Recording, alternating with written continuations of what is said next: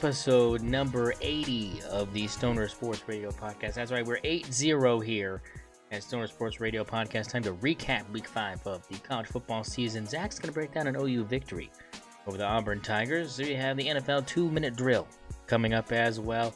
And we visit the sports book where we tell you that things are not looking good. But hey, it's a new week, time to win some money. Let's turn this ship around. Joining me once again from the Huffman Cave back in studio is been a co-host Zach Huffman. Zach, how we doing on this Be Happy Friday, baby? No, honestly, we're stress-free. We're stress-free. Oklahoma's on a bye week. Preparing for Texas. Don't have anything, I really got to worry about right now. Yeah, looking good for you. Looking pretty good. You're winning the bye week by trying to get your skill position players healthy. That's your winning the bye week, which is not going moment. Well. It is not going well. So hopefully that I've heard different. I've heard that Deion Burks looks good. Probably just needs a couple more days. Heard a lot of things. Not look good. Who? Nick Anderson. Yeah, Nick Anderson probably still gonna miss. Taylor Tatum looking like he'll probably will go. Jake Taylor looks like he'll probably go. So some positives for you. Let's go ahead and hop in. One of Anthony or Anderson. We need one of them. I think someone's got to show up for sure. Big week for you all next week, and we'll have all that content for you. Episode 81, episode 80 going on right now. You're here. You made it. Congratulations. We're here. Look, I'm gonna start with a Friday night game that was going on when we were doing this episode last week, and boy. Was it a thriller? Hail Mary called off in the end zone. Miami survives. And I'm going to be honest. I thought Virginia Tech had a touchdown there. And I think they kind of got screwed. So Miami kind of lucks out there in the end in a very emotional win or loss, depending on which side you were on. I mean, it was very taxing emotionally for both sides. Did you get to catch any of this, or was it you got to catch this? Oh yeah, I definitely got to catch the end of this one, and just like you said, I mean, Miami they got away with one. They got away with one they shouldn't have got away with. Do we dare say a narrative was pushed? Yeah, that's what I'm saying. I mean, is this one of those things where we're gonna look back on this 2024-25 national championship run that Miami is on and go, this was the moment? I mean, is it time to push the theory that this might be at least a Final Four caliber team here, due to the fact that they could have a first round bye thanks to some of these victories that fall under the category of getting away with it? Yeah, I think so. We're probably going to see them in that ACC championship. The question is, do they beat Clemson? And I don't know if they do. Yeah, I mean, which is not something we probably would have said preseason, considering our thoughts on how. Not something I would have said 2 weeks ago. Yeah, Clemson is looking like they got buzzsawed by Georgia and then decided we're going to actually play some football. That's kind of what happened with Clemson. So we'll see if that continues. But yeah, big time game there for Miami. A fun one for sure that we got to see there after the podcast last week. And then we move on to Saturday. Let's start with my Ducks just absolutely going buku bananas crazy against UCLA. 28 first half points, only 6 in the second half, though. Needed some more second half production from my Ducks, but still, 21-point win, you'll take that. I doubt you saw any of this, but there was no need. It was kind of like, even if they win by 3, it's like, yeah, you're supposed to, but I was glad to see it be 20 plus. Perfect. I mean, that's just, I was a little worried about Oregon. Not gonna lie, I'm a little worried. I'm still a little worried about Oregon. I don't know if they're the team that we thought they were. Yeah, I'm starting to come to the reality that this might be just a first round. I mean, look, next week is looking a little bit more choppy for me. Let's put it that way. October 12th is looking a little bit choppy for me, and I would not be surprised if we lose next week. But we're gonna have to see how Ohio State plays this week, because they've got a decent opponent this week, and we'll kind of see where they're kind of gauged at. I say decent; it's probably below average, but I mean, Iowa's not bad, but I mean, it's not, I mean, it's not a gimme. Yeah. So we'll kind of see where Ohio State's at. Another result that, I mean, I didn't pick this result to happen. Kansas State beats Oklahoma State 42-20. I was feeling a little good about Oklahoma State coming into this game. I felt bad about Kansas State considering how bad they got walloped up in Provo. I thought maybe that they would kind of bounce back a little slower, and they did. OSU took an early lead in this one, and then they were up by 1 point, and then the next thing you know, they were down by 20, and it was like, blah, blah, blah, what's happening? They Alan Bowman doesn't go the distance in this. Oh yeah, he did go the distance in this. After not going the distance against Utah, actually finished this one out. If you look at his stat line, you wouldn't think it'd be terrible, but I mean, my boy threw the ball 50 times. 50 times. And for 364 yards and 1 touchdown. Completed over 50% of his passes. Stribling 7 catches, 157 yards, and a touchdown for the Oklahoma State Cowboys. I mean, it's really come down to the offensive line can't make any holes for Ollie Gordon. He's almost completely ineffective, and you see what happens when you force Alan Bowman to throw the ball 50 times. You win football games. So congrats to Kansas State, and I think Oklahoma State's in trouble as far as playing for the Big 12 championship now. Yeah, well, I think we have to agree there. They just, I mean, I think Alan Bowman's just that bad. He's just that bad that he's dragging this team down. This very talented team. Ollie Gordon, by the way, where's he at? I mean, like I said, if there's no holes, I mean, hard to. I mean, and everybody's stacking the box too. They're making Alan Bowman throw the football to beat them, and it's working for the other teams. Yep, 100%. And this brings up the question: is it time for Gundy to go? No, Gundy has more control in that athletic department than the athletic director himself. That's what the sources inside the program have been saying. Is he's kind of the Kim Jong Un of Oklahoma State. Like there's no way that they're like Mike Gundy will quit coaching Oklahoma State football when he wants to quit coaching Oklahoma State football. That's the word from inside the house. They're not going to boot him out. He's the greatest coach they've had all time, most winning, everything like that. I don't think they're going to put this on Mike Gundy. I think they're just going to put it on Alan Bowman being bad. I think Zane Flores this week, Mike Gundy said, look, he's getting reps in practice. He just doesn't have the experience, which is, kind of it sounds like a riddle to me. It's like, okay, he's taking snaps, but like, are you going to get him experience, or are you just like, he's a master of leaving you guessing what he means. Yeah, he is. He does have a way about it during those press conferences. Very cryptic. But that's what you gotta love about him. I mean, that's what the fan base loves. I had some fans come through work today. I asked them if Mike Gundy was going to give Zane Flores any reps, and they said Mike Gundy doesn't know his asshole from his mouth hole. And I said, oh.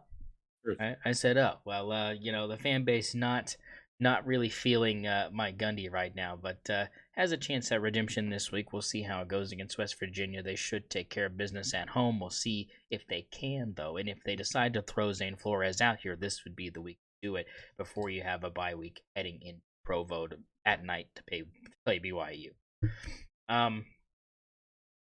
Yeah, there's that. Texas, beat up on Jeff Lebby, 35-13. Did you watch any of this game, or was it one of those again that we're just kind of like we knew what was going to happen? Oh, I always hate watching Texas just in case.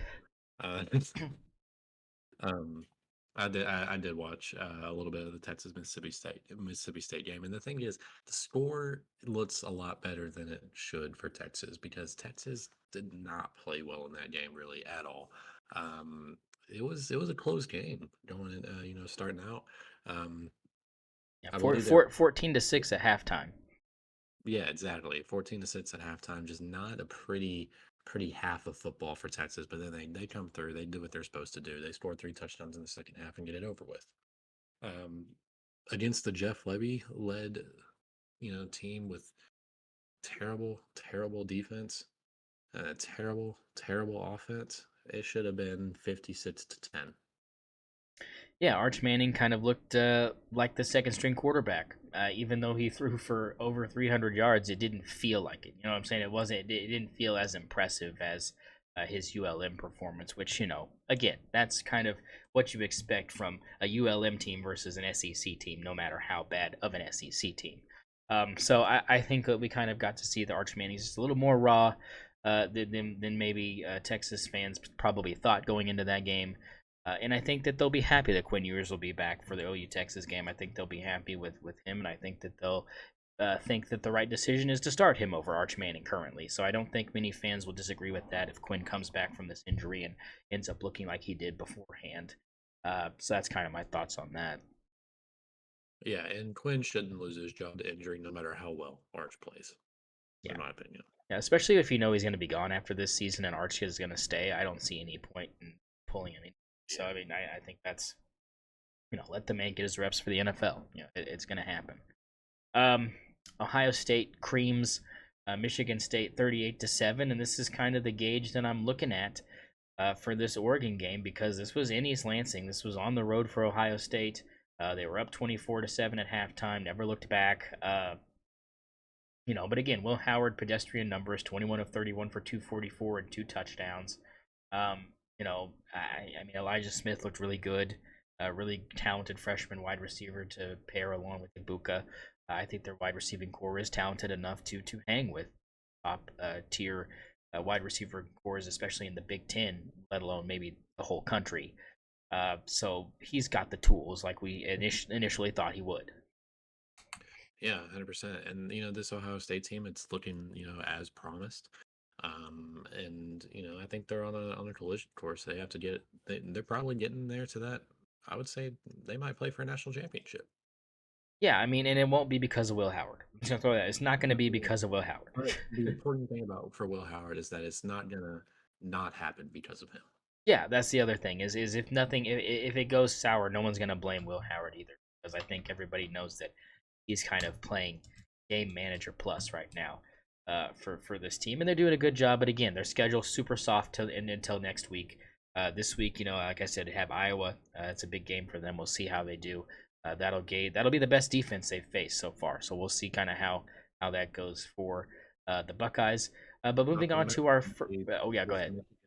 Not to mention a previous Michigan quarterback. Yes, correct.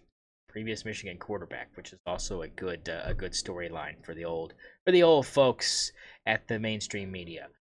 First upset that we're going to talk about: Kentucky going on the road, baby, and pulling up the upset over your boys up down there in Oxford. Ole Miss, you were very high on these Rebels coming into this season. You did pick them to lose one game, but you did not pick them to lose this game. What the hell happened? God, who knows? I mean, Mark Stoops is just having a hell of a couple weeks. I don't know if there's any other way to put it. He almost beat Georgia, and then comes in here and just beats Ole Miss. I mean, and that fixes a lot of my concerns, relative to Ole Miss as well, honestly, because they did not look good.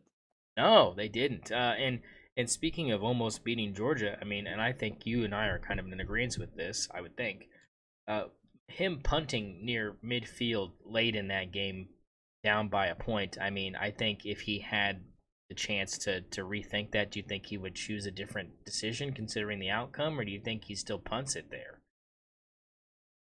I mean, I think if he knew what the outcome was, I think obviously he chooses not to punt there, right? But I don't know. I can understand the decision making process of wanting to pin the team down deep. Yeah, no, I get why he did it. I'm just thinking that I think both me and you in that position are probably going to go for it. You know what I'm saying I think most people would have looked at that and been like, look, this is Georgia. Let's just go for it. And I think he just didn't want to fall into that trap of, well, like we went for it because we wanted to go for the jugular. We ended up turning it over on downs, and they went down the field and scored. But it's like it was much more painful to watch them punt that away, and then for Georgia to just run the clock out. Like I mean, that's essentially what happened.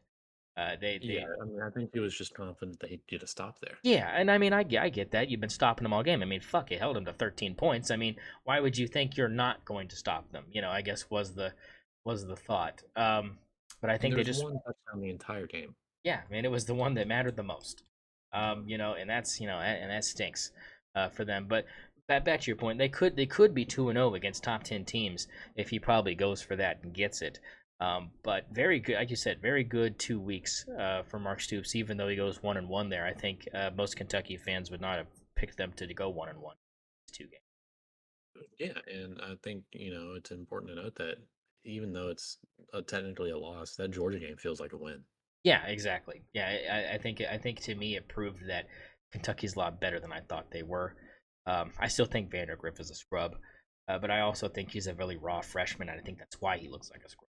I don't think it's because he's going to be a bad quarterback. I just think he's not a good one right now. Yeah, um, I could see that. I thought he was old, isn't he? He's old, isn't he? I don't think so. I thought he was. I thought he was Isn't young. he? I thought he was. I Well, can he was look. committed to Georgia for. I think he's a. Not gonna lie, I think he's a Spencer Rattler class.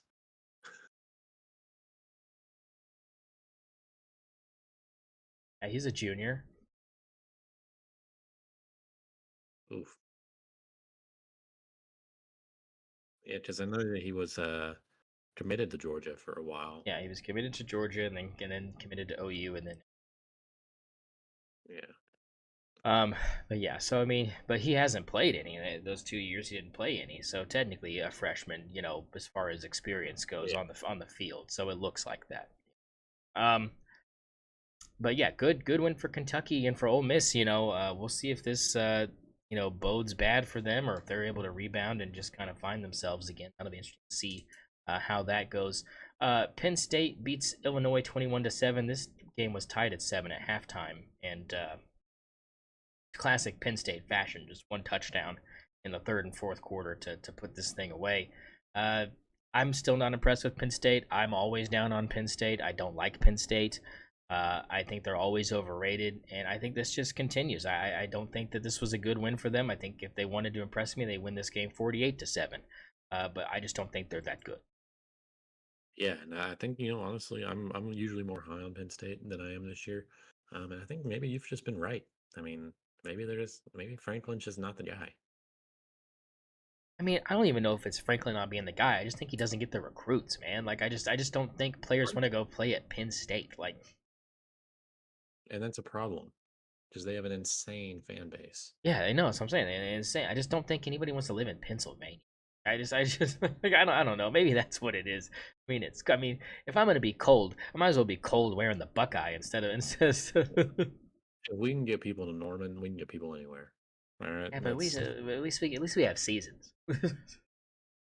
fair. Um, but yeah, no. So I mean, they do what they're supposed to do. I mean, Penn State beats Illinois, even though both those teams are ranked. I think Illinois.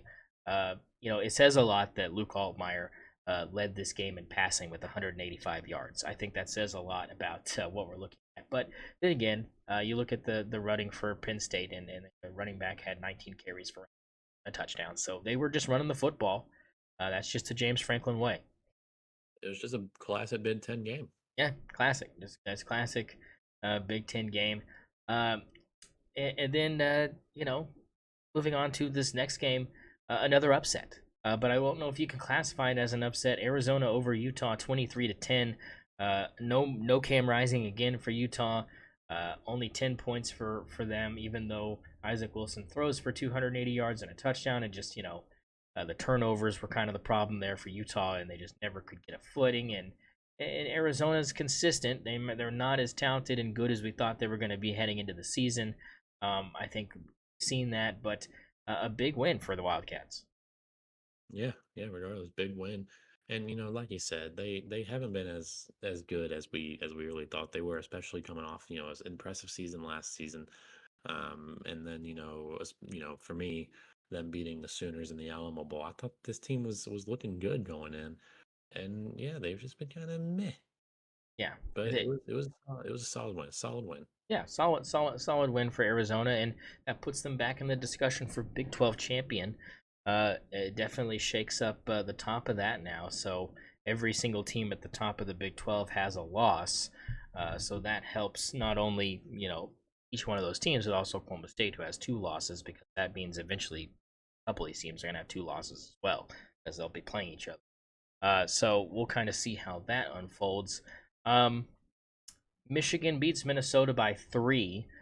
Minnesota has a 21-point fourth quarter to try and steal one away on the road in Ann Arbor, but cannot get it done. And the Wolverines survive. They keep winning, Zach, but I mean, this team is a team that I don't believe is favored on their home field this weekend. I mean, is this a Michigan team that we can start putting a little bit more stock in, or do we need to still hold back and say, hey, look, I mean, this is not really a good football team? This is not a good football team, and I think that's really important when analyzing Texas as well. Because I think Texas kind of got this huge hype this season after that Michigan win, but since that Michigan win, what has Michigan done? They've just looked so mid, so bad. Yeah, I mean they are 1.5 point dogs on the road to Washington this weekend. So I mean that's not good. Not good. Washington is not that good either. No. So that's how it's going. So I mean they get the win, but I still don't think this is a playoff team. I think we're gonna see a fall off here. And some people think it'll happen this weekend. I don't know. I'm tempted to take Michigan plus the points there. I mean, even though they're on the road, I don't know. I don't trust Washington very much to get that job done, to be honest. But I like the boldness from Vegas choosing right now the money heavily favoring the Huskies. Right. Right. Yeah, that's surprising though. I mean, the fall off of both of these teams after this national championship appearance, right? I mean, I guess coaches obviously are gone, but these teams are bad. I just feel bad for the fans. Yeah, the fans are the ones that are suffering the most, but fans that are high on their team is the Fight On Trojans as they get the victory over the Wisconsin Badgers after being down 21-10 at halftime. They score 28 unanswered in the second half and just blow the doors off of the Badgers. I was very impressed with the second half response from Lincoln Riley's crew. Now, again, this is Wisconsin, so I'm not going to sit here and be like, oh, but it was they needed to do that. Yeah, 100%. And I'm still on the train that this USC team can be a very, very talented team. I can see them still getting into these playoffs. Yeah, I mean, they could definitely do it. It's just whether or not you get that USC team or the USC team you saw in the first half of that game. That's kind of the thing. Um, LSU blows out South Alabama 42-10. Nothing to really to say about that. I mean, they needed that. They've been looking not so great, so that was a good confidence for them. Anything to chime in on that one? No, no, that one's chalk. Yeah, chalk. Notre Dame gets the win over Louisville. We thought Louisville would kind of take care of business, but Notre Dame gets the 7 point win over the Cardinals. And again, turnover is kind of the story here. I mean, you have Tyler Shuck throw for 3 touchdowns, the 3-time transfer quarterback from Oregon to Texas Tech to now Louisville. I mean, he's putting up some gaudy numbers, but not enough to avoid turning the ball over. And Louisville loses this one. What was your thoughts on Notre Dame getting a win over Cardinal? I didn't really expect it. I kind of had Louisville going into this one, but definitely a much needed win. For Notre Dame, I think they needed this kind of win against a more formidable opponent. Obviously, they haven't had a fun season after that loss to NIU.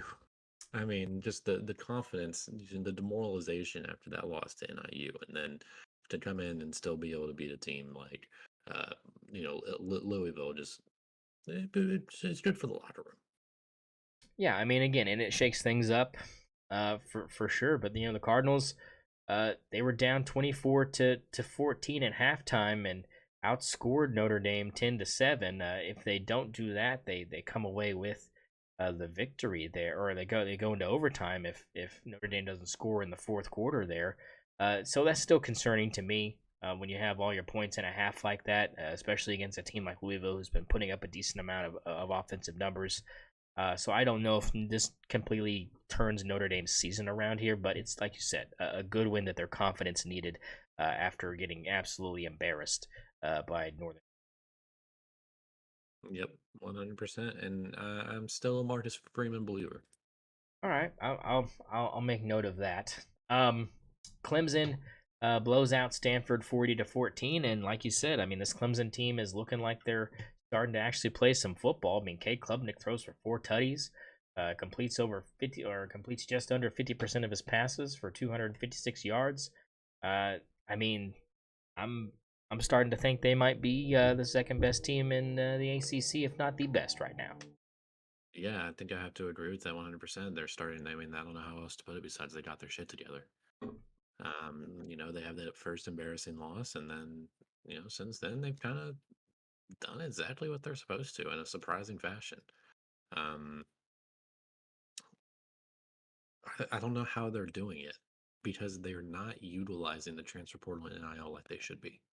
But I guess Dabo's just still got a little bit left in the tank there. Yeah, I think that's kind of what it comes down to is coaching right now, and it's proving worth its weight in gold. So good win for Clemson. They're looking like they're on the right track. We'll see if they can keep it up. Iowa State 20-0 over Houston. Houston stinks, but Houston right now beating the tar out of TCU right now. They're going to win this football game. They're up by 11 with under 2 minutes to go. Looking to get that first. If they're crazy, you can go ahead and hit the plus 2,000 on TCU to win this game. So you're saying there's a chance. But as far as Iowa State goes, some people have this team going into the college football playoff. How we feel about the Cyclones after they improved to 4-0? Have they played anyone besides Iowa? I mean, yeah, like let's calm down. Like they still got to play all these other teams in the Big 12. I don't know what RJ Young is thinking. I don't. Well, he's not the only one. A lot of people have on Iowa State coming in, like, and sliding in that number 4 spot. I just don't see it. I'm taking BYU over Iowa State any day of the week. 100%. Give me the Mormons. Give me the Storming Mormons. Give me the Mormons. Speaking of 34-28 barn burner in Waco, Baylor almost comes all the way back after being down 31-14 at halftime to beat the Cougars, which kind of concerned me because BYU taking care of Kansas State the way they did and then jumping on top of Baylor the way that the game started. I thought, man, maybe this team's for real. And the second half happened, and I was like, what the hell is going on? This is so bad. And they just escaped. Baylor had a chance there at the end to win that thing on the last second drive there, but just couldn't get a touchdown. Luckily for BYU, they tacked on a field goal in the third quarter, which was the only points they had in the second half. That's concerning. All these teams having these points in the first half and not having none in the second half. What are your thoughts? It's coaching. I mean, that's all that is, right? That's all coaching because that means you're not making the adjustments that you're supposed to be making going into the second half. You might be able to draw up a good game plan, right? You draw up a great game plan to go in there and execute a good offense. And that's usually why you see these teams usually score on these first drives and then not have struggle after that, right? Because they have a perfect drive scheduled. They know exactly what they're going to do no matter what the defense calls. But once the defense starts adjusting, that's when you got to see these more seasoned veterans, in the offensive play calling positions, really show that they can make changes, and those changes are happening in the second in the locker room at halftime like they should be. Yeah, I kind of agree. I think it's one of those things where the coaches is like, oh, everything's working. Let's just keep doing it. And I think that once they realize they can't do it, it's like, oh, it's too late to make these, or they just refuse. I don't know if it's stubbornness. I don't know if it's lack of time to change things. I feel like you should be able to change things on the fly if you think things are going south. But maybe that's just me being naive and being a, couch coach or whatever you want to call it. So I don't know. I kind of agree. I think it's got to be coaching. Yeah, it's 100% coaching because if it's not what you're doing at halftime, then it's the guys that you're recruiting. Yeah, I mean, and then neither of that is good. There's nothing good about that. Another game that I thought was highly entertaining was the Texas A&M Arkansas game. 21-14, Texas A&M gets the win. They recover a last-second fumble by Taylon Green, the quarterback for Arkansas, puts it on the turf as he was trying to lead a game-winning drive down the field, and the Aggies survive. Do you get to catch any of this? Did not. Okay, I mean it was not it was 14 apiece at halftime, scoreless third quarter, no points, very ugly football, and then in the fourth quarter, Texas A&M score late to take a 21-17 21-14 lead, and then Arkansas kicks a field goal, and then it goes back and forth, three and out, and then at the end, the turnover kind of sealed it.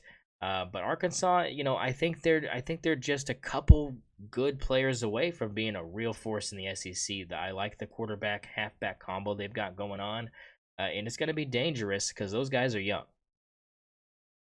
Yeah, I don't know if I believe in Pittman at all. I didn't Um, say he was going to be there, but the players might. that's that's what I want to get into, right? Like he can't be there in a couple years and then be a successful program. He's got to go. I mean, they're gonna hire Lincoln Riley probably, and figure something out. But I have no thoughts of Arkansas being a force in any capacity in any conference within the next 5-10 years, as long as Pittman's still around. I think that's a fair take. I don't think there's a lot of Arkansas fans that would disagree with that. Um, but I think, like I said, though, I think the talent player wise is, I think they need, like you said, probably a better coach. Yeah, But they, as raw as they look, they're definitely not just a W on your schedule. They're gonna give you a fight.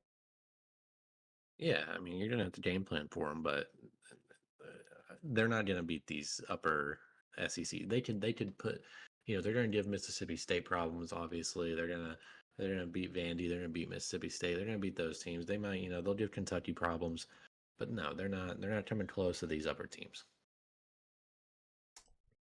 So so good win for Texas A&M. They needed it. Um, but what you're telling me is that Arkansas is not beating Tennessee tomorrow. That's rough. It's rough for me. Rough. It's not even close. Not even a thought of that. Speaking of thoughts, another great week for Ashton Genty. 26 carries, 259 yards, and 4 touchdowns. Boise State blows out Washington State 45-24.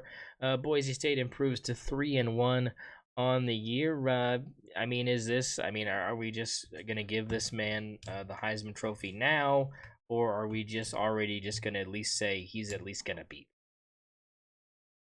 He would have my vote. That's for sure. He would have my vote. No, not even a question. He's by far, in my opinion, the best player in college football. When you are looking at these numbers he is like averaging 250.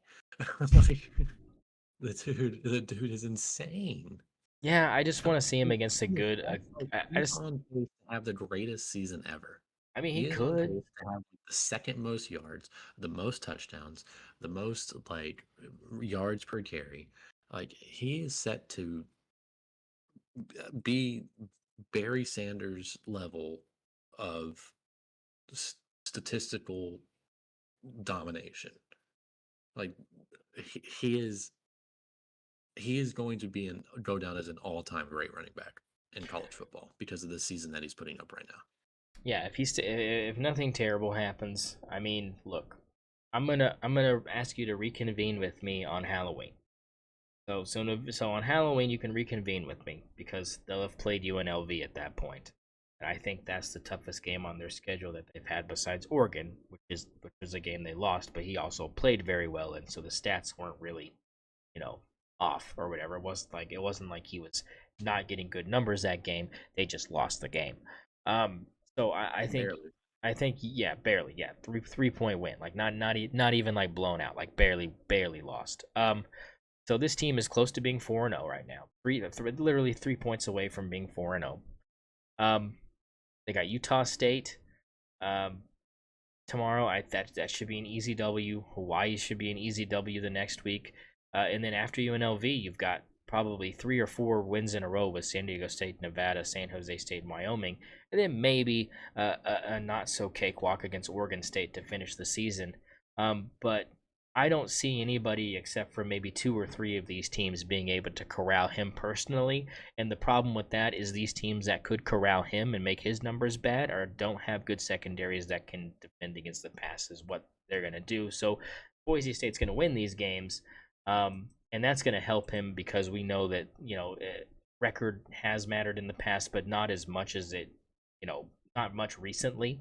If you look at the winners recently, but it used to mean more, and I think that even if they drop one of those games, which I don't think they should, but even if they do, I don't think that puts him out of the running. He just has to play well. If he doesn't put up numbers, then yeah, people are going to raise an eyebrow, especially if it's not against a good team.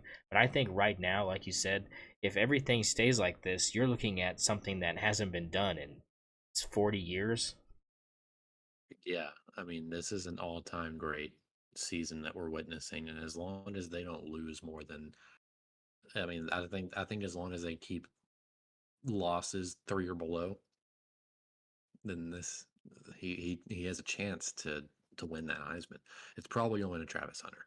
Like if we're being honest, it's probably going to Travis Hunter just because of media and everything. But if we were voting purely on football, he should get it. I mean, are we advocating for a Colorado Boise State bowl game here, or is Boise State making the playoffs so it won't matter? And Boise State's making the playoffs, so it won't matter. Yeah, okay. So, what are your thoughts on that? If they don't, do you think that would be a matchup you'd like to see? Yeah, if we're just going to decide the Heisman with it. Yeah, yeah. Or justified. I don't know how you want to look at that. We're just openly just like, yeah, whoever wins this game gets a Heisman. Yeah, I wish it was like that. But speaking of greatest of all time, pretty good game last week. Alabama-Georgia. If I were to tell you it was 30-7 at halftime in favor of one of these teams and it ended up being a good game, I don't think you would have chosen the team that was down being the team that was down. But, I mean, remarkable comeback in the second half by the Georgia Bulldogs, who come all the way back to take the lead against Alabama by a point, only to be thwarted by a long bomb. Ryan Williams, the freshman phenom wide receiver who pulls off one of the sickest after-the-catch moves I've ever seen in my life as he takes it to the house, and then the two-point conversion is good.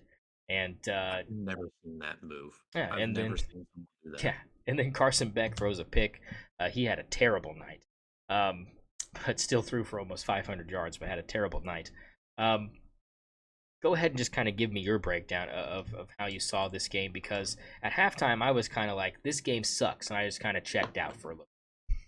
Yeah, no, I mean, same. I was thinking like Alabama's running away with this, but Georgia, I mean, they showed that their defense can be the start of a comeback, right? They showed that their defense can hold it down to allow the offense to make that comeback. I mean, they only allowed 7 points in the second half. I mean, 11.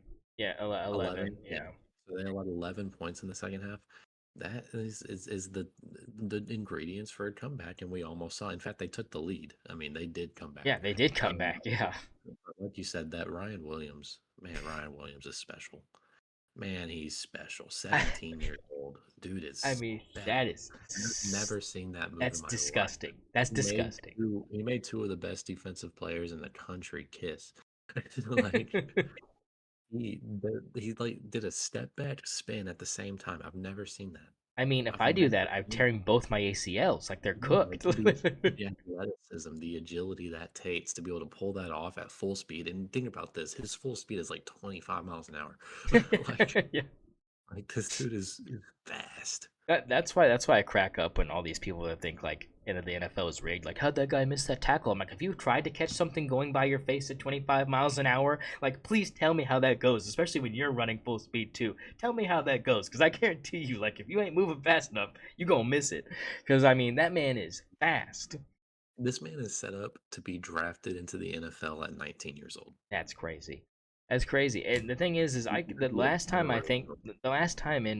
my lifetime I saw a play that impressed me that much was probably the Michael Crabtree sideline catch against Texas. I think that was almost. I mean, there was different levels of impressive, but it was still like that guy made that play. Like there was no like it was like, yeah, sure, like the quarterback got him the ball, but everything else after that had nothing to do with Jalen Milroe, had nothing to do with Graham Harrell. Like that was all them. And for Crabtree, it was like, oh, the strength of just being able to just literally will yourself past these guys that are draped all over you. For Ryan Williams, it was like, whoop, like just look how agile this man is. It was like watching a fish in water just like go by something. It was like, holy crap. Like, because I thought for sure after he caught it, I was like, oh, he's going to get tackled. I was like, oh, he's not going to get tackled. I was like, oh, he's not going to get tackled.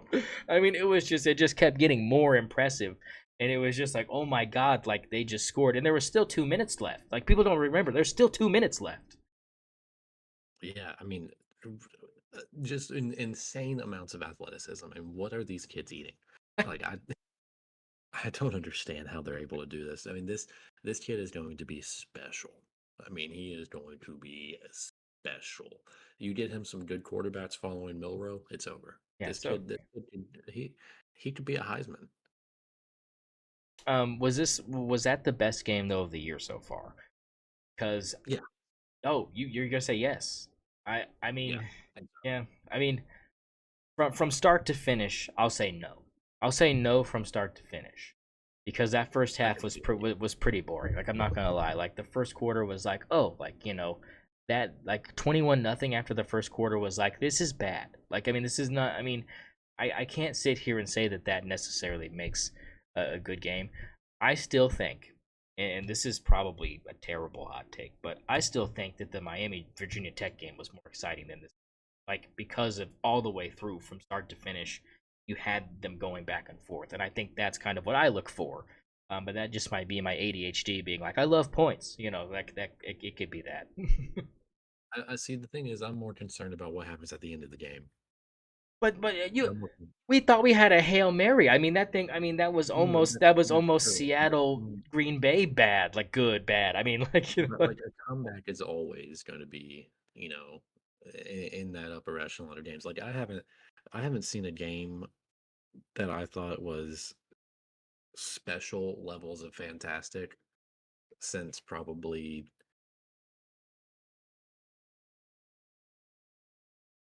probably shit, last year's Red River game. pretty good, pretty good. I mean that's a good one. Maybe like 4 OT Red River game. Like Uh, those, some of, you don't get games like this Alabama-Georgia game often where these are legitimately two top five teams. It might be the two best teams in the country. I mean, they legitimately could be. I mean I've got Just Georgia winning the rematch. That's all I'm gonna say is I got Georgia winning the rematch. we saw what they could do in the second half. And I think that that's what scares me the most is again is that bad halftime adjustment by Kalen, because it's I like don't, I don't, I don't know.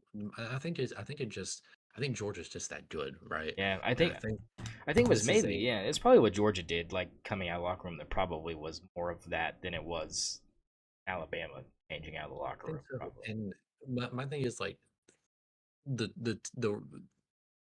the teams could have been reversed and played the exact same way, and I would have believed it. Yeah, Like Georgia could have gone out into a crazy first half lead, and then Alabama could make that comeback, and I'd still believe it. So I don't know if it was coaching on yeah, this one. I think this was purely just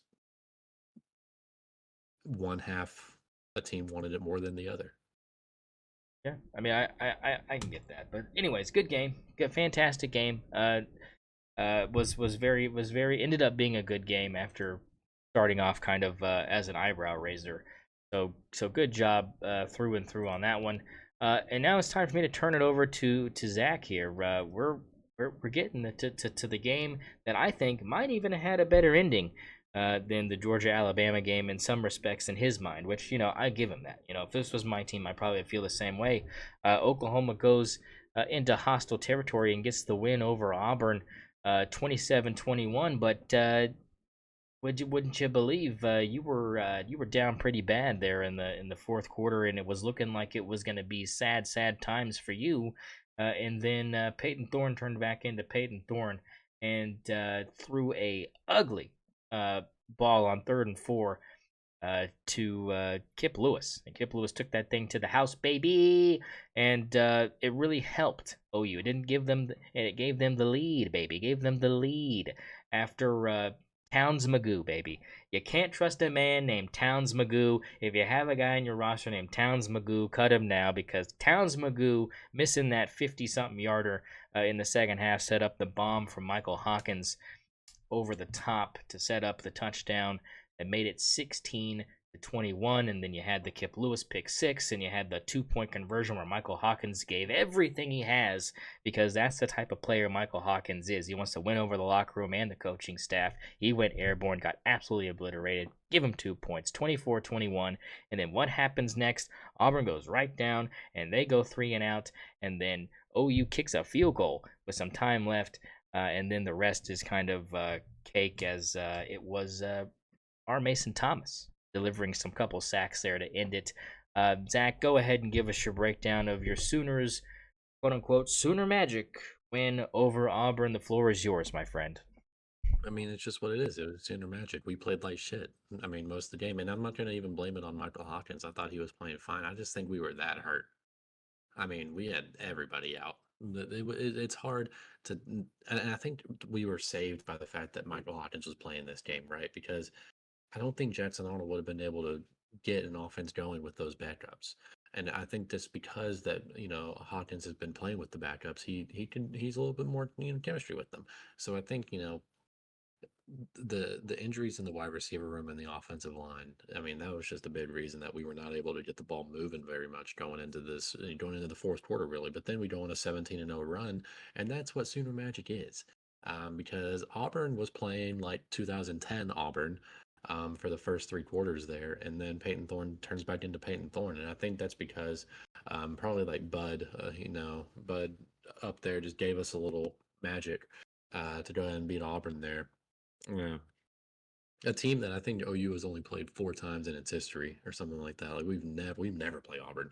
And yeah, we just had to give them a little Sooner Magic, a little welcome to the SEC, show everybody what that is, because it's inexplicable, what happened in that fourth quarter. We should not have won that game. We should not have won that game. Any other team, that it could have been Kennesaw State. If they had that 21-10 lead, they could have held it down.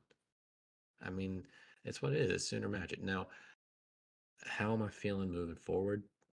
I think if we get healthy, we're dangerous. I really do. I think if this receiver room gets healthy, I think if this O line gets healthy, we're dangerous. The defense is. I still think we have the best defense in the country. I think so. I don't see any reason not to believe that. But like you broke it down perfectly, and the real sequence of events that occurred there. The 2-point conversion is won me over. I mean, that's the Sam Bradford dive. I mean, it wins you over. It's just what you want to see. It's the effort that you want to see. It's wanting it more than the guy that you replaced. I mean, I don't think Jackson Arnold's putting his body on the line like that.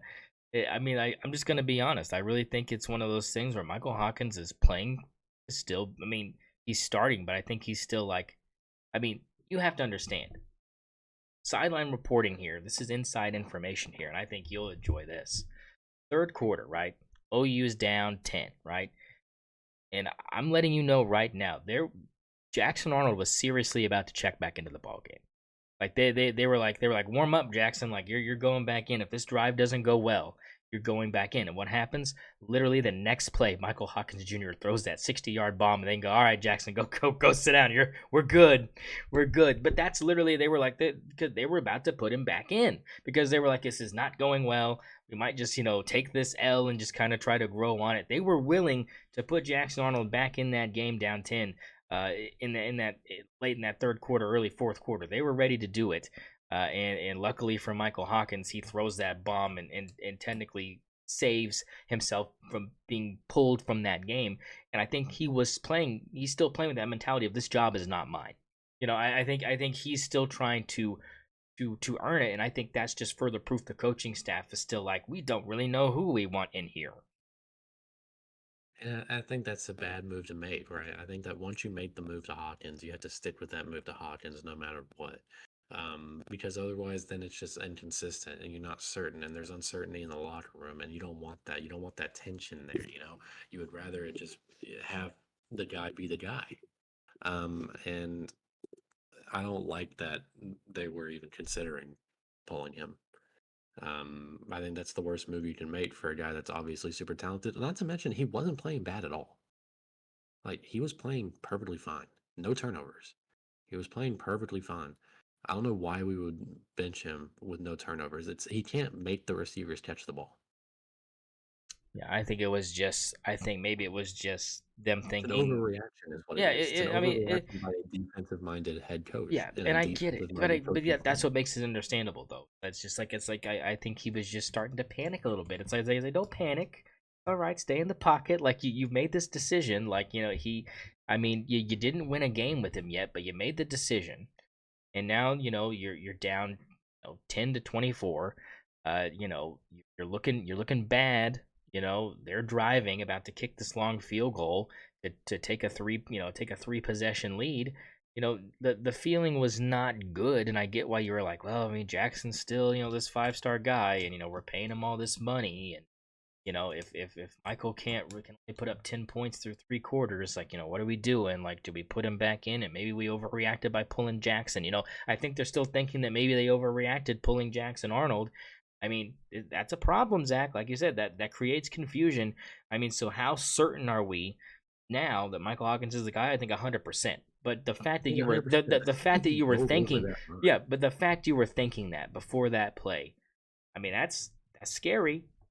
But that's the thing. It takes plays like that from players that are willing to make those plays for those decisions to be finalized. It's that him diving over to get the 2 point. That was the play that I think the coaching staff knew. Yeah, I mean, because you look at you look at the running that he did against Tennessee, where he took those licks at the goal line, didn't get in either time. Like, that's impressive, and I get that. Like you said, you're trying to earn that spot, and so you're trying to prove to your guys, I'm willing to do whatever it takes to get this ball past the pylon. But it had never resulted in a W yet. I think that you applaud that effort.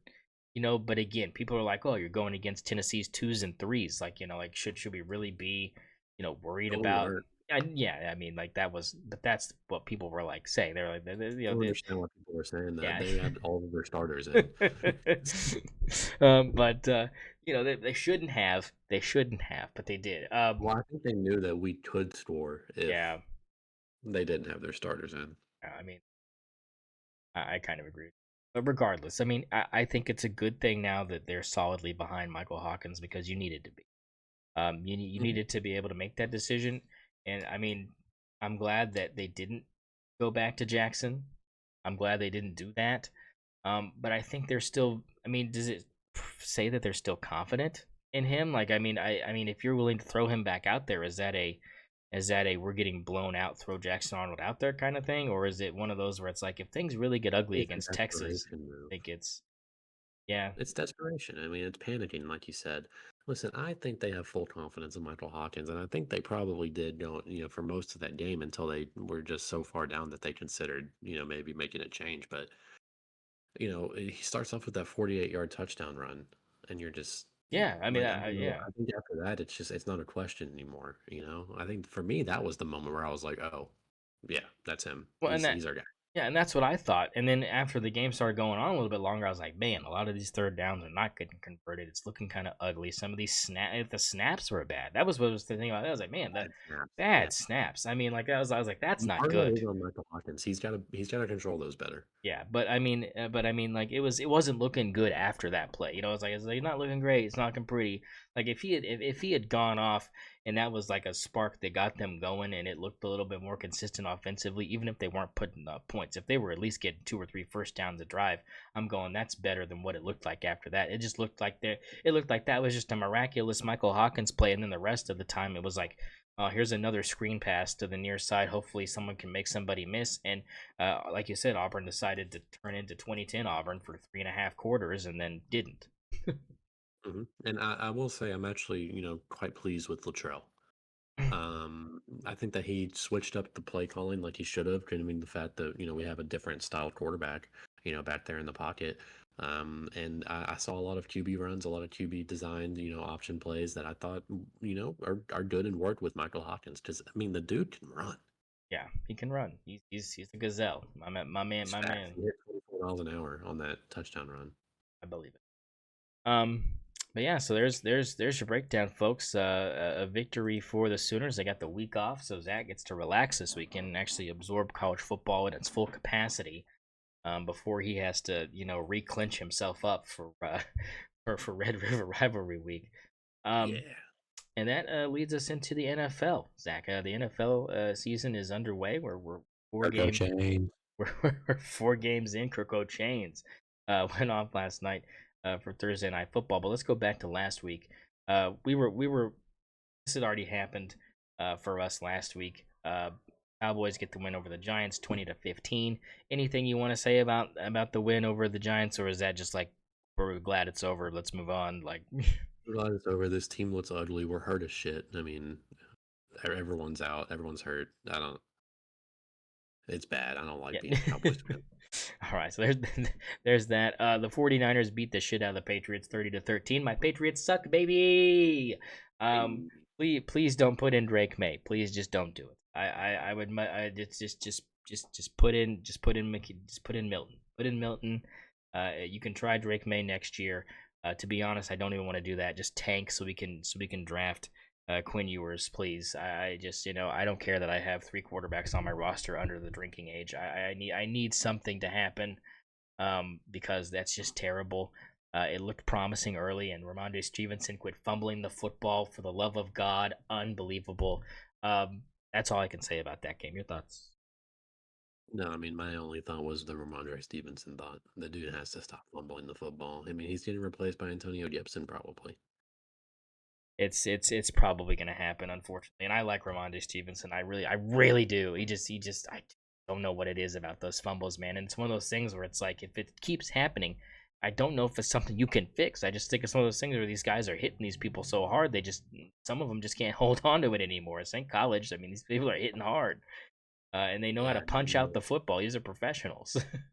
yeah, and Ramondre Stevenson, in terms of running back, he's already getting up there, He in is. age. He is. Like, I love the man to death, uh, but he is older. But speaking of Kirko Chains, Young Wei Koo baby, on fire, hits the game-winning field goal against the Saints last week to get the win 26-24. And the Falcons baby, they're looking like they're a little bit more competitive than what I thought early on in the season after the slow start. They love playing them close games. That's for damn sure. Your thoughts? um, I don't know They're if my thoughts feisty. are They're clear after feisty. last night. I mean, Kirk Cousins. I mean, I Just mean, I know we're going to talk about it next week, but 509. I mean I mean Turco Chains. He 509? iced out, baby. He's iced out. I'm telling you. And then leading the OT drive. Ugh. Oof. Yeah. I mean, the way he has beats him. I mean, like beating Philadelphia, the way they beat him and stuff. I mean, man. I don't. I mean, look, their losses are bad losses, but their wins are super impressive. I mean, the Saints are a win, Philly's a win, and then last night you get a win. I mean, the Bucs aren't bad. But they're not. I know they're not probably on the level of where we thought the Saints were and where we thought Philly was when they beat them. But is it possible the Falcons are just kind of beating these teams that aren't as good as we thought they were preseason, or are they actually impressive wins? I think, anytime it's an NFL win, they're impressive wins. I mean, these are good teams no matter what. But, but yeah, like they haven't played anyone great yet. Because But even the Eagles are like not great, right? yeah, Like, but going into that game, it was like I'm not picking the Falcons to win this game. Like there was no way, right?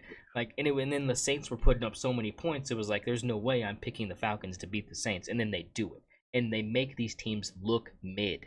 They make these teams look mid. I don't know if that's the defensive, minded head coach, being so good at his job. Like, what is it that's making the Falcons look good against these supposedly good teams, making those teams look mid, and then they lose to some of these teams that you're just like, how do you lose that game?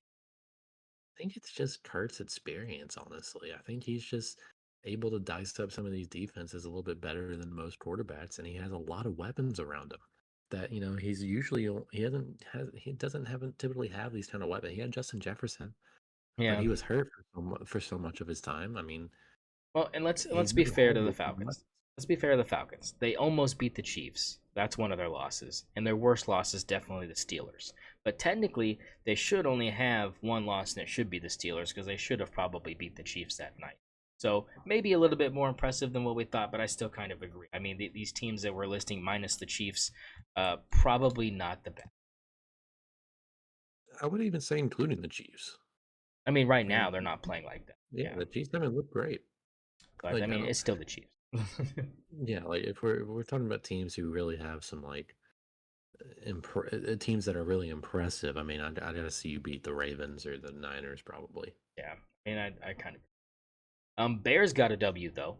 Bears get a win over the Rams 24-18. Caleb Williams threw some touchdowns. I mean, thoughts on a big win for Chicago?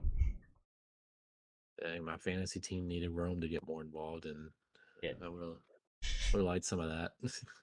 yeah. But hey, it is what it is. I'm happy to see Caleb Williams dicing him up, you know, coming into the NFL. Um, Still don't think he's going to be very good. Yeah. That's yeah. It's still the jury's still out, but good win for the Bears. Vikings continue to roll, baby. They get the win over the Packers, 31-29. They were up 28-7 at halftime, and 22 points in the fourth quarter by Green Bay almost steals that one away from Minnesota. But Sammy Darnold continues to rack up the wins. I mean, are we starting to kind of feel the Vikings a little bit more? Is it still too early? Is it Throw some sometime money on it, MVP? time. Is it throw some money on it, time? Little MVP? Hmm. Little Sam Darnold MVP? I'm gonna throw it out there. I'm gonna toss it out into the ether. See if anyone catches it. Yeah, see if anyone catches it. Maybe rolls with it. Why not a Sam Darnold MVP? It's I mean, tell me why not?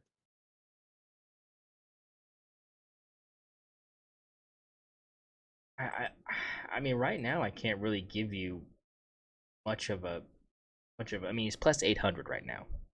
At plus 800, he's in fourth place. Guess who he's tied with? He's tied with Lamar Jackson right now.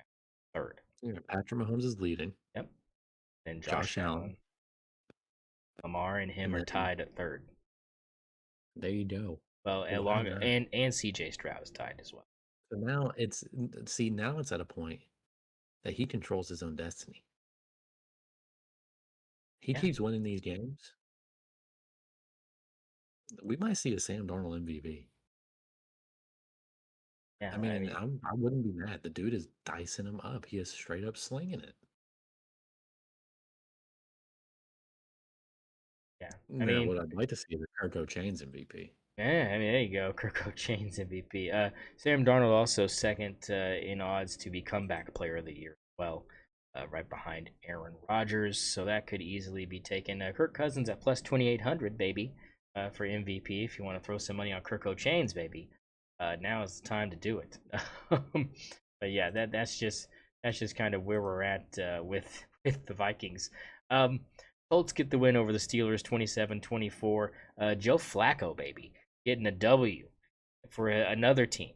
I mean, Joe Flacco, baby. I mean, start him, baby. Start him, baby. It's Joe Flacco time. He obviously needs to be a starting quarterback. He's, I don't know how he keeps doing this. I mean, I just, he gets Cleveland to the playoffs last year. He's like, let me go up to Indiana, where Indianapolis, where it's like, hey, you got this young guy, Anthony Richardson, who, looked pretty good last year before getting hurt. Comes out this year and hasn't looked so great. And then in comes Joe Flacco, baby, to give you a W at home against the Steelers and a team in the Steelers that, to be honest, we're rolling with Justin Fields. I mean, looking good. I mean, the Steelers aren't looking as bad as they thought. So again, you look back at the Falcons. Like I said, they lost to the Steelers. Is that loss as bad as you think when they first lost it? Maybe not. Maybe that is the best loss on their schedule. Maybe the Steelers are playing better than the Chiefs right now. Good argument could be made there. But Yeah, you know, the Colts, yeah. baby, go Flacco. But like you said, regarding the Steelers, I like what you said. They have to roll with Justin Fields moving forward, right? Yeah, I mean, is Russ just going to be hurt for the consultant. season and then Yeah, get traded? consultant. Yeah, consultant, and he's gonna get traded. Yeah, I think I think that's what we're on the verge of, and I think that the Dolphins are gonna probably heavily look at him because I mean they need somebody. Tyler Huntley ain't the answer, so they might be interested, super interested. The only other team I think that could be interested other than them, Raiders. yeah, I mean I like Minshew. I think he's okay. Um, I mean, I don't know. I'm not on the Trevor Lawrence wagon anymore. If the Jags want to try to make a move, I think he's. I think that's kind of that Northern train is Carolina. ridden.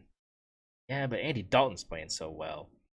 Um, that's the thing about that. Speaking of playing well, Aaron Rodgers looked like poo poo pee pee against the Broncos, and my boy Bo Nix got a W. Is only second W as a quarterback in the league. The Broncos get a 10-9 ugliest game you'll ever watch in your life win on the road in New York. Your thoughts on Aaron Rodgers looking quote unquote old? I mean, he looks old. The dude he doesn't look like he has it anymore. He's not moving around in the pocket like he used to. He's not Oh, slinging it like he used to. He doesn't have it, and it's okay. It's time to hang it up. And I think he knows it. I think he knows it's over. Russell Wilson time? I mean, why not? Right? Like, you went all in for Aaron Rodgers because you thought you'd get a ring out of it. You're not gonna get a ring out of it. So try. I don't. It's It's here we go again. Same old Jets. Yeah. What do you think about the Broncos? Think they're still poo poo pee pee bad? I don't know. Is Bo Nix the guy? I mean, I think the jury's still out on that, but I think with all rookie quarterbacks 5 weeks in, I think you can't really make much of a judgment. So, but he hasn't been super impressive, but he also hasn't turned the ball over a bunch, which is good. That's the important thing. And he threw his first touchdown. It was his first touchdown ever in the league against the Jets and Aaron Rodgers. So you can take that to his, regardless of whether or not he ends up being good. He scored a touchdown to beat Aaron Rodgers. And you know what? That's something your grandchildren can really hang their hat on. And I'm not even being sarcastic. I'm being for real about that. Yeah. Um, Buccaneers blow the ever living shit out of the Philadelphia Eagles, baby. Baker Mayfield was cooking 347 yards and 33-16, just beating the fuck out of them. The Eagles are in trouble, right? I mean, like they're in trouble. Yeah, they're just not good. They're just not. And I think it's a Sirianni problem, if anything, right? I think it has to be. The dude just isn't. He's just. The players don't like him. I mean, that's the simplest way to put it. They Quit don't. being a dick. Yeah, I mean, like, he doesn't have the locker room. It's just that simple. Yeah, I think that's all I can say there. The other side of that is Bake is cooking, and he still cooked last night. But I just hate When was overtime finally rules. I hate overtime rules. I think no matter what, each team should possess the ball. Like I just don't. Yeah, I agree. I mean, even if you score a touchdown, you should have a chance. If you don't score a touchdown, you lose. I think it's easy.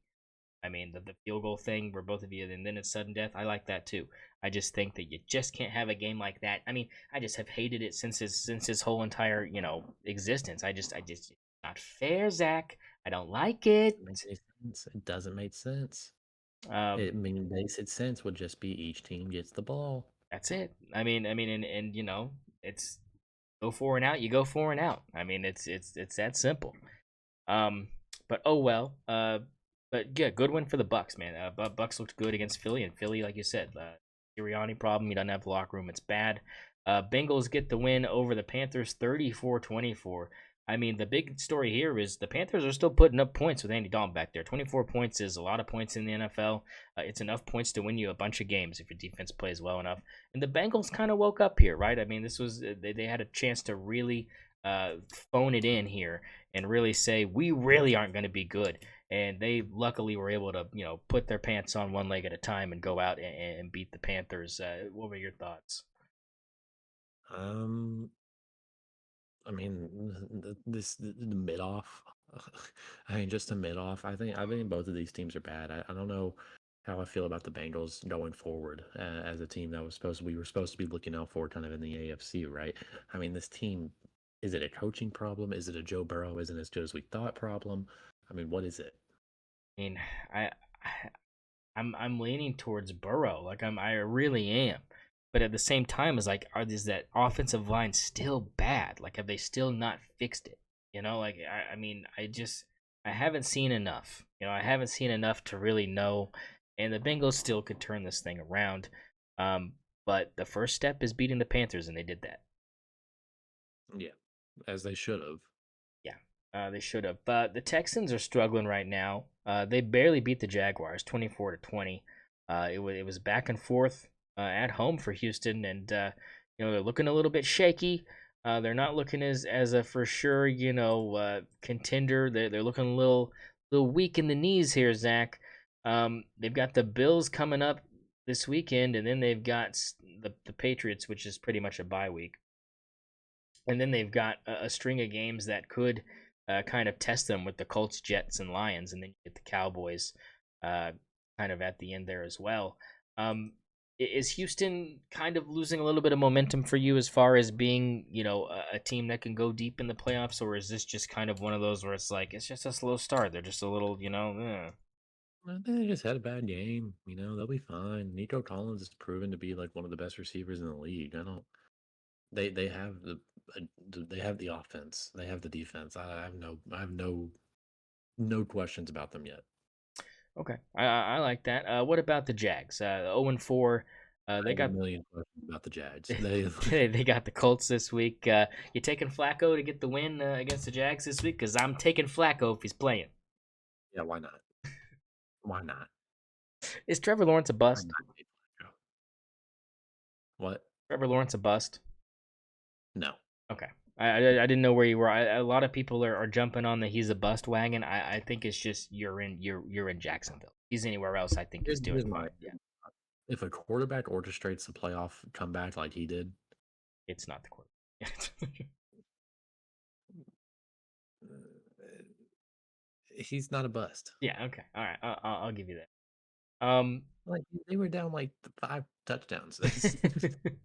I mean, still though, they're looking bad this year. Jags are looking bad.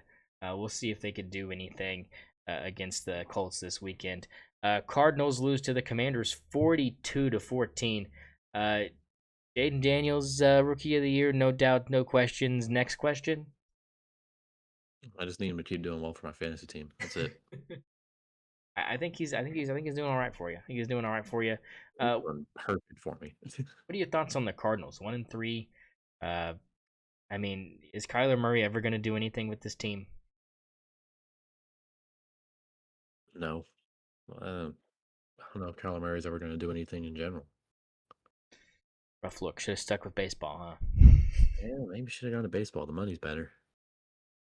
Definitely, man. I mean, yeah, might actually be winning some. I don't know. Honestly, I wouldn't be surprised if we see him on a baseball field Yeah, before too long. I kind of agree with that. Raiders get the win over the Browns, 20-16. Browns are bad, pretty bad.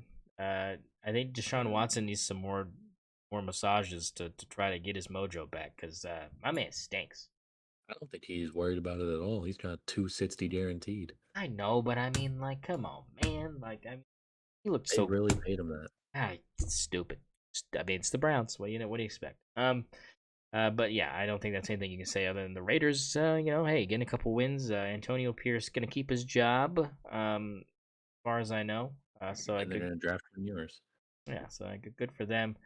Chiefs get the win over the Chargers. Nothing new there as Justin Herbert once again can't overcome a matchup against Patty Mahomes, throwing a temper tantrum on the sideline, throwing his helmet. Really mad at the fact that all 10 points only came in the first quarter for the Chargers. Uh, your thoughts on that game? You get to catch any of that on Yeah, a Sunday little night? bit. I mean, I didn't really. I don't worry about that one anymore because I'm not a Herbert believer anymore. I can't. I'm not either. I'm not either. I was so on this. I really thought he was going to be good. Thought he was going into a good situation. Thought Kellen Moore would help him out. And I could not have been more wrong. And it's disappointing because maybe he could have been good if he was on the Chiefs. If he got put on the Chiefs, he probably would be. But He's getting thrown into a team that just couldn't muster together the weapons he needed for the longest, and then when he finally gets some of the weapons he needs, they turn into a running offense. I mean, he's just not the guy. I mean, I have been puzzling. You know who needs him?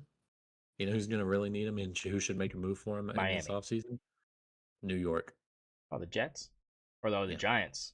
Jets. the Jets The Jets. I mean, I think it's and the Giants. The him and Giants Brees should also Hall. call Yeah, him. I mean, him and Brees Hall and Garrett Wilson. That'd Yeah, like be I don't good. see why not. Why wouldn't you make that call? Yeah, I'd be thinking about that for real. I think that's a good. I think that's a good idea, Zach. I think that's good. I think it's a good I idea mean, for the he's an Jets. Aaron Rodgers type, right? And Yeah, he's Justin Herbert's the guy that can get you the ball downfield like you need him to. sure. Right. But I'm willing to say right now the best Oregon quarterback in the league is Bo Nix. I'm ready to say it. Yeah, I'm ready to say it. If Marcus Mariota was still on a roster, I'd choose him. But he's not. So he's not still somewhere. I don't know. Maybe he is. See? Maybe the best Oregon quarterbacks are the one that haven't played this season yet.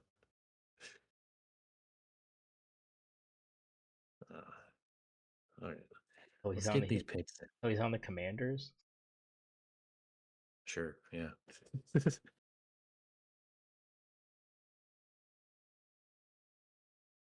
He's the Commanders back. Uh, I mean, so he's still the best Oregon quarterback in the league. Fair. Ravens just beat the shit out of the Bills, 35-10. Your thoughts? I have no thoughts besides the Ravens are good. Bills, worried, not worried. I mean, I'm not worried. 180 yards from Josh Allen, PP time. 200 yards on the ground for Derrick Henry and a touchdown. Yeah, I'm not worried about the Bills at all. I think the Ravens are just that good. Okay.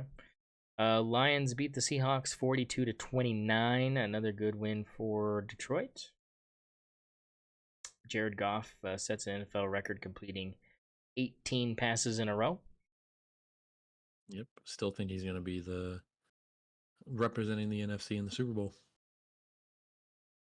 And the Titans, behind Oklahoma State legend Mason Rudolph, beat the tar out of the Miami Dolphins 31-12. Thoughts there? That one was an interesting one. That one was some of the worst football I've ever seen. Yeah, it wasn't good. I mean, these teams are just so depleted. I mean, if you look at this box score, super ugly box score. Mason Rudolph 9 of 17 for 85 yards, no touchdowns, no picks. Tyler Huntley 14-22 for 96 yards, no touchdowns, no picks. This was all about Tony Pollard. Okay, 22 carries, 88 yards, and a touchdown. Tajay Spears 15 carries for 39 yards and a touchdown.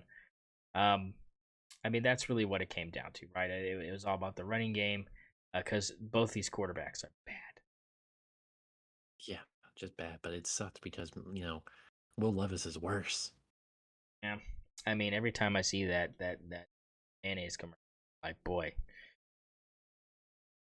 he's bad. The surrender Cobra from week 2. Yeah, like it's just it's time. Speaking of it's time, it's betting time, boys. It's betting time. It's time to go visit the St0ner Sports Book here on St0ner Sports Radio, episode number 80, baby. We're here, and I'm just gonna be honest. Look, man, it has not been a good week for both of us. We go 1-5 apiece. In Start betting the opposite. It's that simple. what? Just start betting the opposite. Whatever Yeah, we yeah. bet, Just bet just the opposite. just go in reverse. Look, the one you got right was your Oklahoma pick. You got $1 to play with. I mean, so we're still in it. I mean, you've got $1 to go. I've oh I have to be real strategic here with the money. yeah, I got $1.50, $1.50 to go because I picked Alabama to win. So I got $1.50. Got $1. We got 6 games. Go ahead and pick our first game. Zach, go ahead, pick our first game here. And it's gonna be a little under.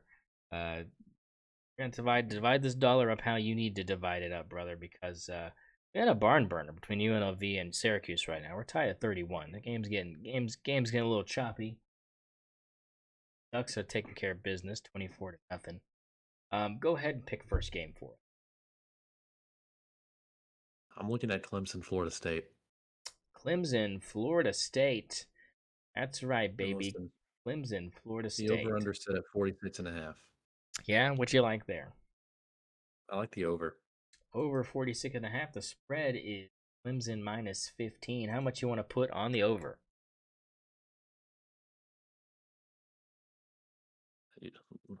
I'm gonna do something here, and it's gonna be a big move later on. I'm putting 1 cent on this. 1 cent on it. All right. Cent. All right. 1 cent. I think the minimum is 10 cents. Minimum is 10 cents. You want to put 10 cents on that? Yeah, sure. If they want to ruin my vibe. Yeah, I'm sorry. I'm gonna go ahead and pick Clemson minus 15. I like Clemson minus the 15. Go ahead and give me 50 cents on that. I'm pretty. Florida State is bad. They're bad. They're not good. Clemson's playing great. I like Clemson minus the 15. Put 50 cents on that. For the second game, I'm gonna pick one that I'll be watching very closely. Missouri, Texas A&M, kicking your Saturday off at 12 Eastern, 11 Central in Kyle Field. Texas A&M minus 2.5. Over under here 47.5. Give me Missouri money line at plus 114. Give me Missouri money line at plus 114. Texas A&M, you suck. Yeah, I'm telling you right there. Another 10 cents for me. All right, tailing with the 10 cents on there is Zach with the Missouri plus 114. That line might move massively over. Just be wary of that. Go ahead and give us our third game, sir. I'm looking at Michigan and Washington. All right, we talked about this earlier. Washington, a 1.5 favorite against the Michigan Wolverines. Over under at 41. What is your pick?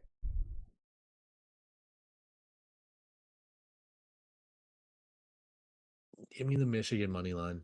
Michigan money line at plus 102. How much are we putting on the Michigan money line? You got 80 cents left. 10 cents, baby. Oh, we are going in deep. 10 cents for that. I am also going to tail you on this. But I'm going to tail just the Michigan plus 1.5. I'll let you have. No, fuck it. No, I'm going to go money line. No, I got to go money line. It's plus money. We're going to go money line there. I'm gonna go 20 cents on that. Go 20 cents on that.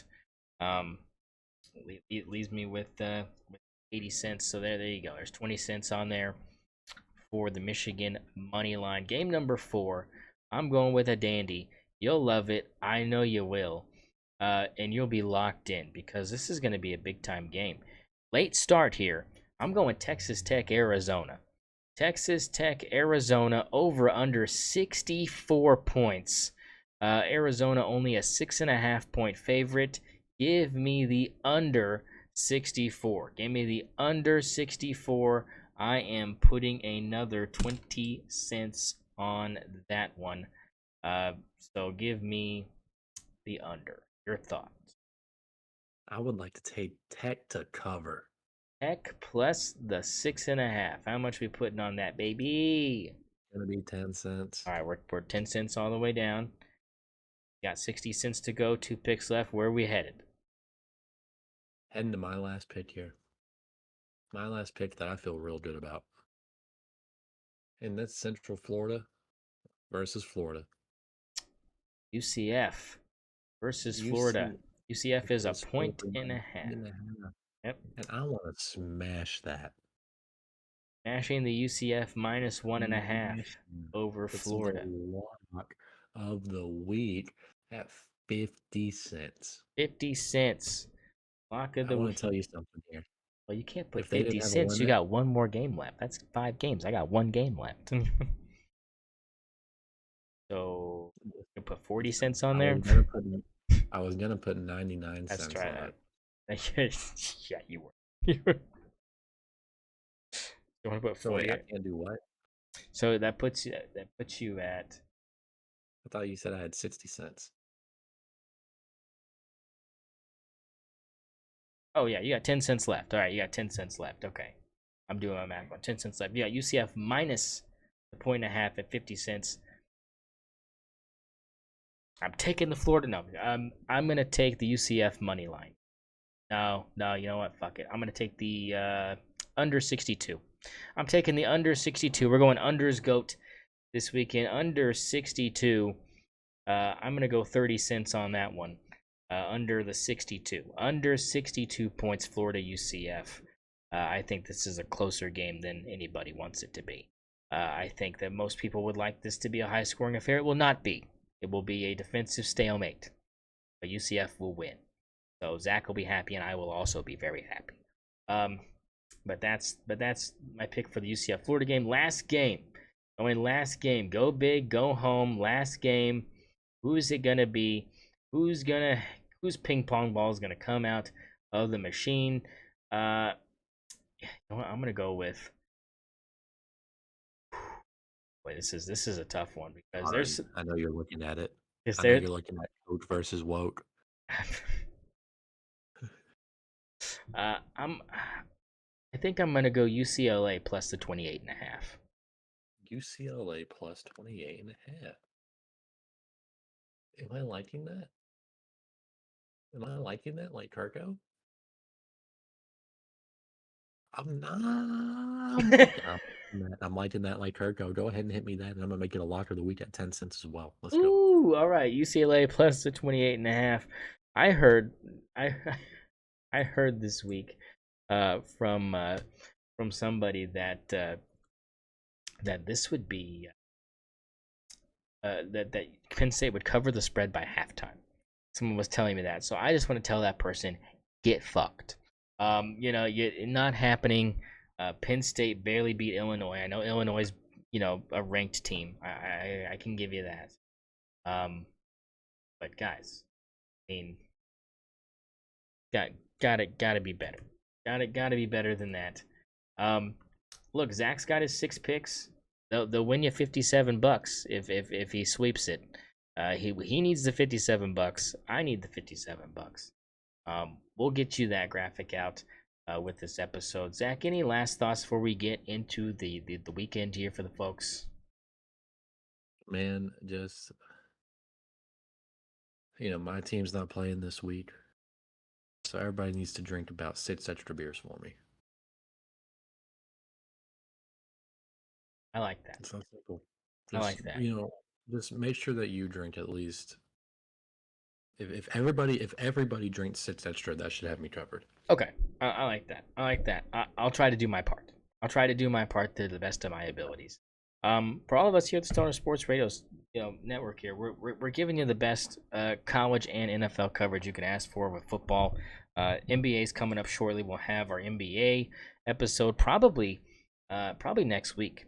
To be honest, I mean it's coming up sooner than later. So we'll try to give you our finals picks, our playoff outlook, and Zach will tell you who he thinks is going to be the top 10 picks in next year's draft. He's going to go ahead and give you. I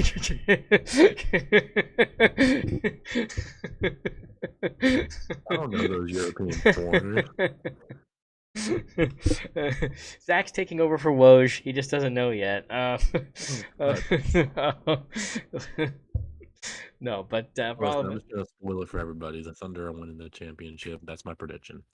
Let's get the parade going, baby. Alex Caruso headband celebration time, baby. Headband celebration time, baby. It's time. Oh, baby. All right, hey, that does it for us. Enjoy your weekend. We'll see you for episode 81 of the 0ner Sports Radio podcast. Keep stick on the ice, and go Bruins.